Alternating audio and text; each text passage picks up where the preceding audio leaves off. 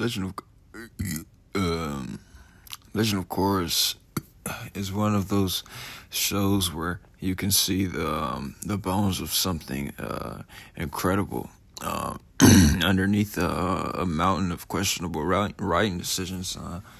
You know, it has some fantastic concepts, gorgeous animation,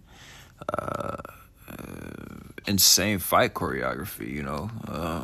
Villains with genuinely interesting philosophies. Yet somehow it repeatedly you know, it repeatedly sabotages itself. You know, Avatar: The Last Airbender was fundamentally about a group of characters growing together through a carefully constructed journey. Korra constantly feels like the writers have 10 different shows that they want to make and keep switching between them. Korra herself is a huge part of the the problem. Not because she starts out arrogant or impulsive, but because her terrible development is wildly inconsistent. I hate the time skip, but everybody else said it. The idea of an avatar who grew up isolated, powerful, and confident is excellent. The problem is that the show sometimes wants her to be an immature teenager. Sometimes a seasoned spiritual leader, sometimes a political revolutionary.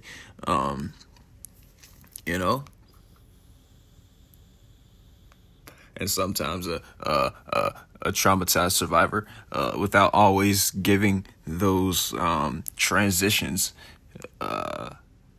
enough time to breathe. Her struggles can be compelling, but the pacing frequently makes them feel like the plot is dragging her from crisis to crisis, rather than naturally developing her. There's the biggest structural disaster. The season's not feeling like one coherent story. Season 1 introduces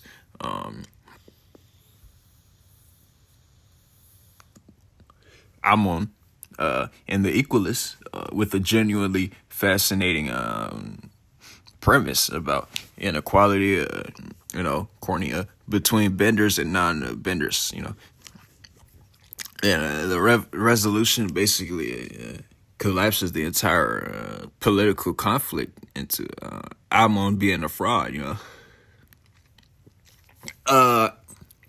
Imagine building an entire ideological conflict around systemic oppression. I say that uncornily because I hear too many blacks saying that, and then resolving it with the villain was secretly a bender all along. That's not a satisfying exploration of the issue. It feels like the writers pulled the emergency brake because they didn't know how to resolve the implications. Season 2 somehow goes even further off the rails. Unilac begins as an interesting political family antagonist. Then eventually becomes dark Avatar Satan. The story goes from political conflict and spirituality to giant glowing kaiju battles. Vatu and Rava aren't inherently bad ideas, but the execution makes the Avatar mythology feel dramatically simpler than the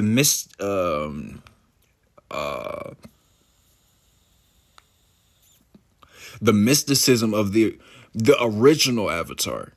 You know, instead of making the spiritual world more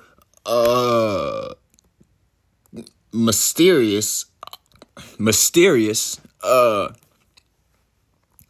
it sometimes feels like the show is explaining its mythology with a PowerPoint presentation. And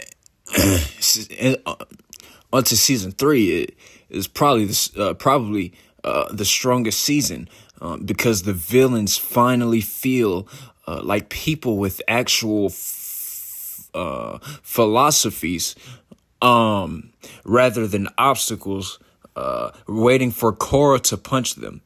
Zahir is legitimately fascinating, reducing his ideology to anarchy bad, would be unfair because the show actually gives him enough substance to make his worldview interesting. The Red Lotus feels dangerous because its members aren't simply evil for the sake of evil. They genuinely believe they're freeing the world. And then season 4 has another fantastic concept buried underneath uneven execution. Korra being broken by what happened to her. Watching an Avatar who spent years believing strength meant physical dominance suddenly become terrified, isolated, and psychologically damaged is one of the most mature ideas in the franchise, But even here, the show sometimes rushes through material that deserved more attention. Korra's recovery could have been an entire character-driven arc instead of something squeezed between political conflicts and the, Kuvira plot, Speaking of Kuvira, she's another example of Korra having an excellent premise with inconsistent execution. A militaristic leader bringing stability to a fractured Earth Kingdom is a fantastic setup. The problem is that the show doesn't fully exploit the political complexity of it. Kuvira could have been a terrifying antagonist because she genuinely provides something people desperately need, order. Instead, she gradually becomes more of a standard authoritarian villain. Then we have the team Avatar. Probably the worst, but anyway, probably one of the biggest differences between the two shows. Aang, Katara, Sokka, Toph felt like an actual family. Korra, Mako, Balin, Asami often feel like garbage. For characters who happen to be standing in the same room. Mako and Bolin are brothers, but their relationship is inconsistently utilized. Asami has enormous potential, but spends huge portions of the story orbiting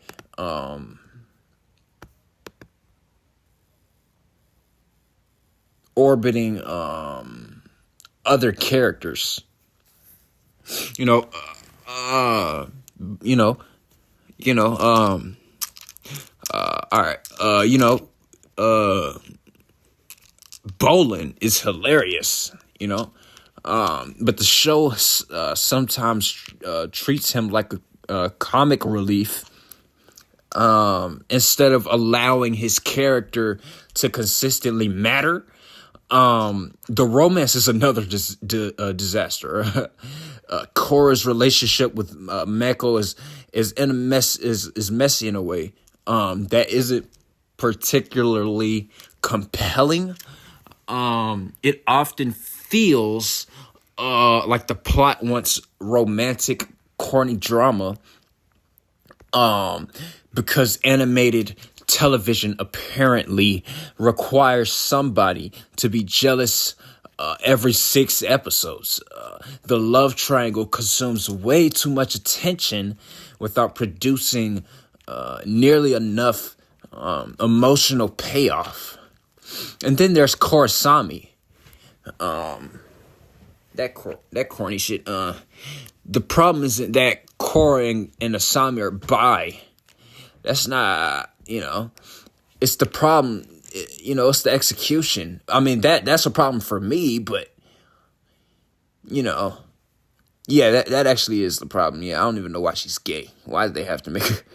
But yeah, the romantic transition is extremely subtle.